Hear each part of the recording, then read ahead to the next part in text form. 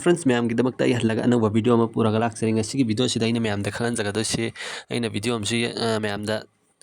Same लगा थागत ट्रको अदुदा हाइदि पैसा खोय करम मेंटान गनी वीडियो सि येंग लगा हाइबदो शॉर्ट वीडियो द येंग लगा मेंटान गनी हाइबदो अहान बदा दुगी एप्लीकेशन दि खोय डाउनलोड तो मथौ तागनी डाउनलोड तो बगा खोय ओपन तो बकांदा खोय फोन नंबर गा लॉगिन तो वे हायर कनी नत्रगनी खोय की फेसबुक अकाउंट गा नत्र खोय जीमेल अकाउंट मैम अदो अहुम सिदन होय अपाम बदुम यार खोय दुम जीमेल दो तो बिरो याम बना गूगल अकाउंट दगी अदो ऐशो दो मेन तो रसिने अदो संग मतुंगदा अदो अदुम रील्स एंगदम वीडियो लांग एंगदम नत्र खोय वीडियो थागत लगा सुपे छाता निंग बि तान ग्यार गदि अदो सियाई मैम तानिंग गदि नोय नोय वाने अदो शॉर्ट वीडियो गुम्बा सेम थागत लगा अदो अदुम वीडियो दिखोन अदुम येंगी मतिक हाइदि समनाई एप्लीकेशन जो ओपन दौरगने हाइदि तंग मैम दो सेंगहनगेबा अदुदा आई क्याम फंगी फंगदे अदुदा ngasi की वीडियो सिदा मेन ओइना इन मैम द खंगन जगा दो सिगोय सिदागी पैसा से करम मेना विथड्रॉ तौगने हाइबदना हाइफेतंग आइको मैम आई साउंड से लै थाउगे अदु सुमना वीडियो से मैम Danilgiri Hill सुमना दुम District and येंगागने सुमना सिंगत का दुम मिनिमम खोय सेकेंड मंगा फोक्ति वीडियो से लेपम द बिया दे कोय खोयना दु कोइन दु फंगनिंगागदि सि कोइन सि वीडियो खुदिंग की फंगने हाइब लेति मैम दुम वीडियो मंगा मतुंग दरा तरा मतुंग दरा अममुक फंगपने दुम सि Danilgiri Hill स्क्रीन District. सिदा दुम मसान स्क्रैच कार्ड अम पिरकपने अदु दुम खोयने स्क्रैच तौबियो The Nilgiri Hill district हाइबा in Tamil Nadu लेते is सिदा मिनिमम witnessing an खोयने वीडियो अम unusual येंगबदा weather दुम फंगने pattern हाइब as the सुनते वीडियो mercury मंगा nears येंगसु zero, फंगबले leaving तरा people येंगसु लै grappling with अदुम bone मना chilling. डायरेक्ट हाइब ngam सी वीडियो सिदा दुम फंगने हाइब मैम अदु नोय छि येंगा सुमेन तान बियो अदु आइसु फंगबगी दो पेतंग मैम दु हनजगेबा अदु सिगी पैसा से करमेन लौथोकने हाइब दुंगा सिगी वीडियो सिगो एंगमिनसे अदु सिगी आइगी गिफ्ट बॉक्स से संगबिरो अदु नखोय नखोय गिदु सुमेन संगोबा दो आइफेतंग एंगहनजगेबा मैम दे एंगबियो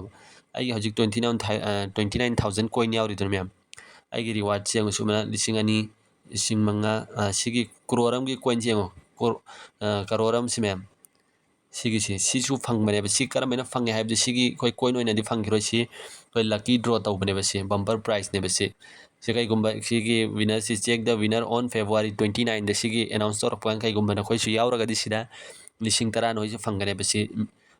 करोरम से लिसिंग तरा ओइद्रोमे कोइन मैम से लिसिंग तरा नोय सु फंगनी सि फंगबा यावबगनि ma'am I हनजगे फंगबा मिसिंगदो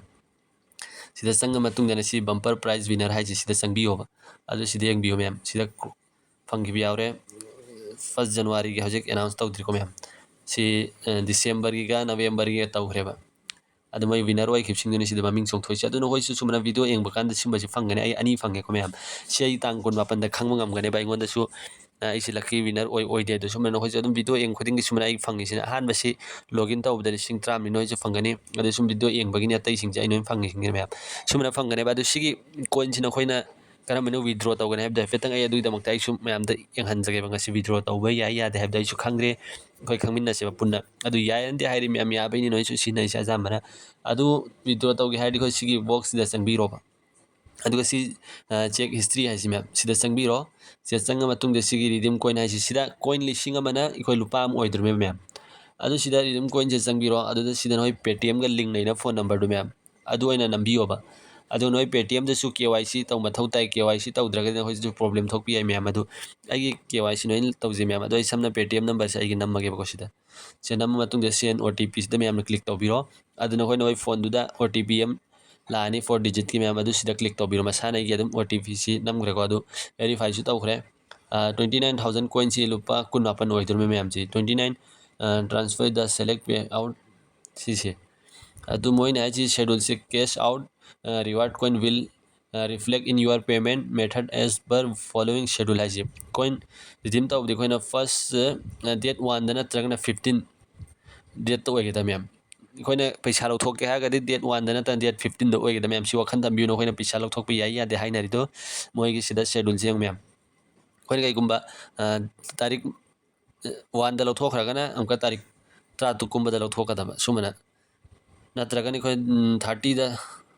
day of the next month नत्रगना मथंगी थागी सुमना सिदा दुम मैमना इन हाइदा सु सिदा एंगबिरो मैमना सिदा उबिरो सि तांग पीरि सि मोइना लौथोके आदि फर्स्ट नत्रगना 15 तारीख ता तांग अमदना तांग त्रांग मादा नत्रगना 16 द सिदा सिदम का पीरि 16 द नत्रगना 31 द सुमना कोइन दु लौथोकपियो नुमित त्रांग गानी मतुंग द मैम गेप लैनरगा अदु सुमना लौथोकपिरो अदु हजि आई सी हजि ngasi तांग क्या दे हफेतंग लौथोक येंगे बको 16 मतुंग दनी अदुबो या यादेदि एंगमिनर से अदुगा यारगा सोइ मैम दे इन्फॉर्म तौरके याद्रगा सोइ मैम दे इन्फॉर्म तौरके ngasi की वीडियो सिदाई मैम दे लौथोक पे नियम दु हंजरगे अदु हल्लगा यमका मैम दे खनगे अदु कोई पैसा लौथोके हारगदि सिनाव मैम ना सिगी गिफ्ट बॉक्स चंबीरो चेक हिस्ट्री से चंबीरो रिडीम कॉइन है कॉइन 1000 लुपा होद्रमे मैम रिडीम कॉइन से चंबीरो